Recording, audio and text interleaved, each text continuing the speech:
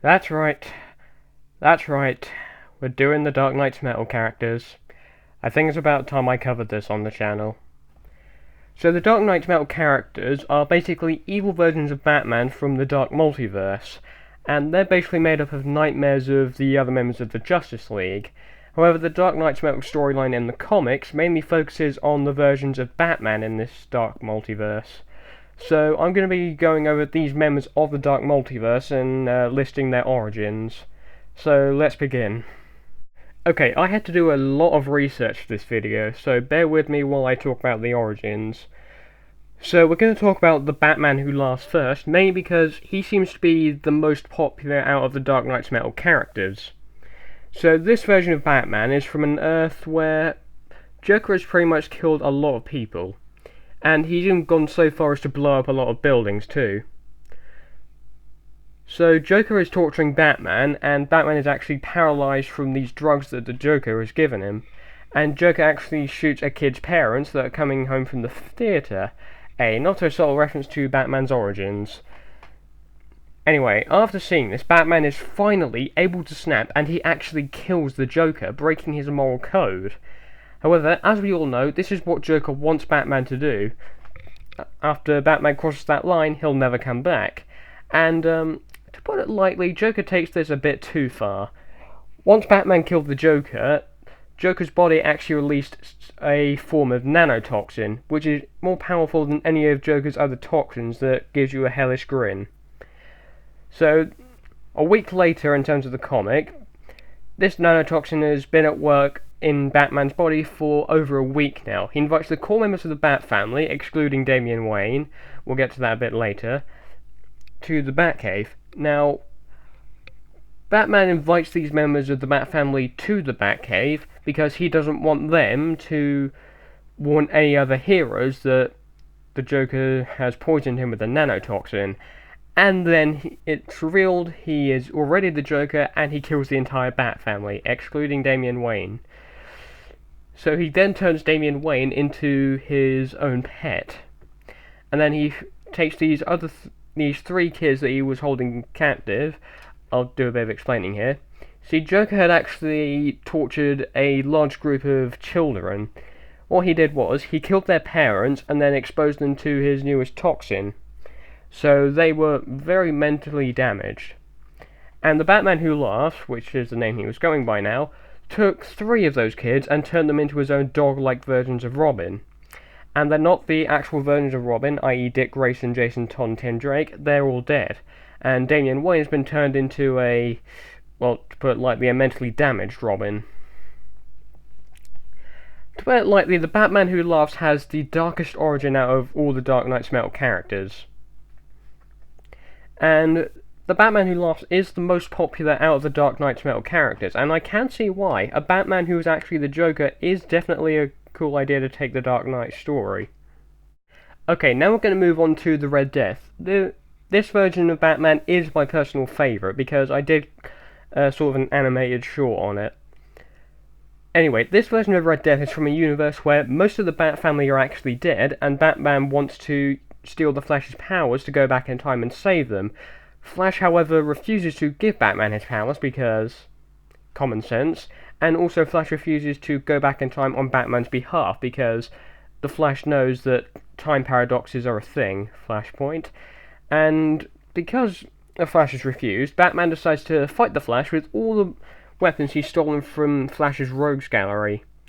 So he's got Mirror Master's gun, Weather Wizard's staff, Captain Cold's gun, and Batman isn't winning. So what he does is, he pretends to understand what the Flash is talking about, and then he gets in close enough to inject Flash with a cryogenic liquid. Fun fact, this is actually the same cryogenic liquid that Mr. Freeze uses to keep his wife in cryostasis. And Batman uses this opportunity to knock the Flash out.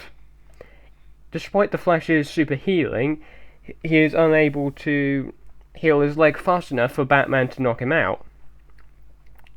By the time the Flash wakes up, Batman has strapped him to a version of the Batmobile that is based on the Flash's cosmic treadmill, and we know that the cosmic treadmill is anything but trouble. So Batman uses the Cosmic Treadmill Batmobile, that's what I'm calling it, to head into the Speed Force with the Flash strapped onto it as sort of an engine, if you will. Batman isn't able to gain the Flash's powers, however, the Speed Force's energy actually merges Batman and the Flash together to form the Red Death. And after this, well, let's just put it lightly to say that he does go completely insane and kills off every single member of the Rogues Gallery.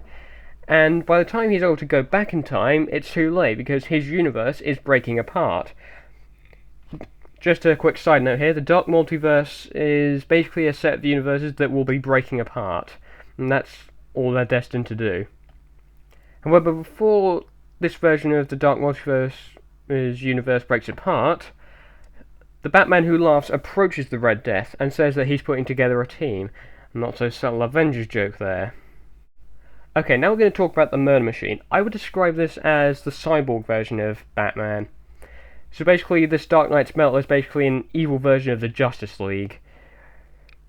So the origins of the Murder Machine are actually quite sad, because in this universe, Alfred dies. Yep, Alfred Pennyworth dies, the man who was like a father to Bruce Wayne, other than Thomas Wayne.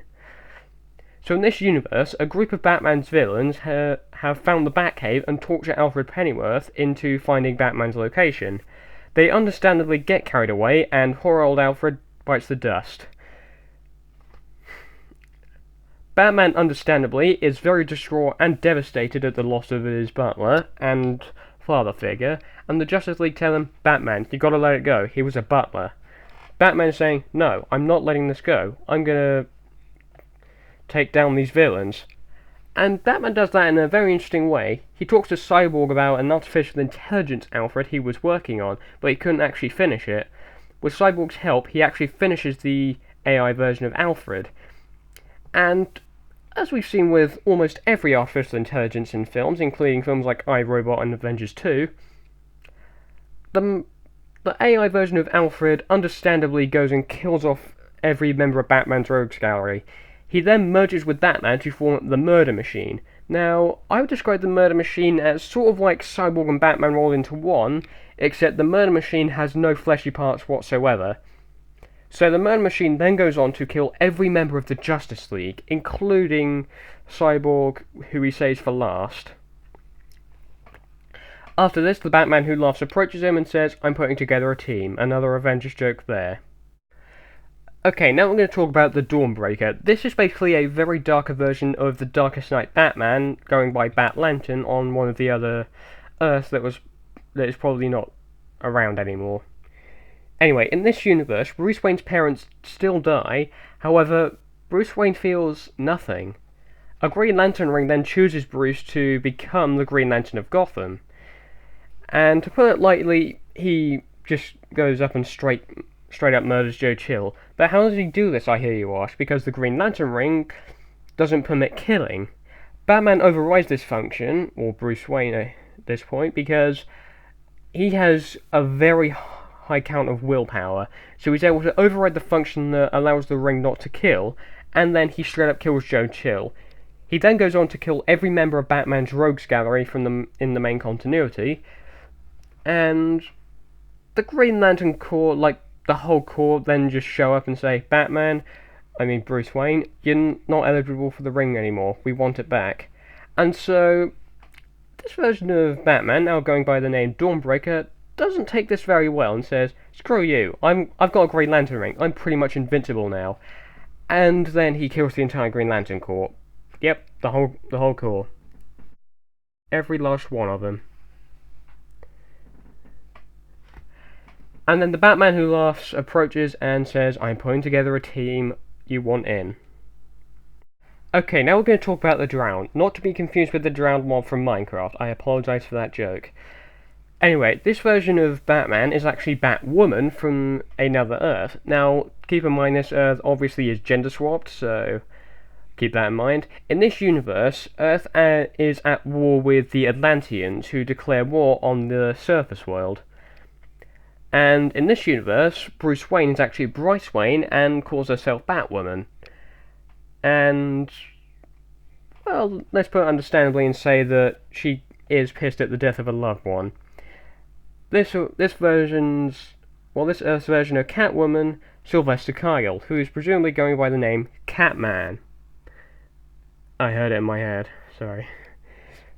Anyway, Bryce Wayne is understandably mad at this, and she vows revenge on the Atlanteans for this. And then she makes all these weird modifications to herself, including the ability to breathe underwater, accelerated healing, all these different powers. And she kills Aquawoman, turns the tides of the war, no pun intended, and the surface world win the war. And then, of course, the Batman Who Laughs approaches, saying, "I'm putting together a team, you want in." Okay, our next member of the Dark Knight's Metal version of the Justice League is Batman the Merciless.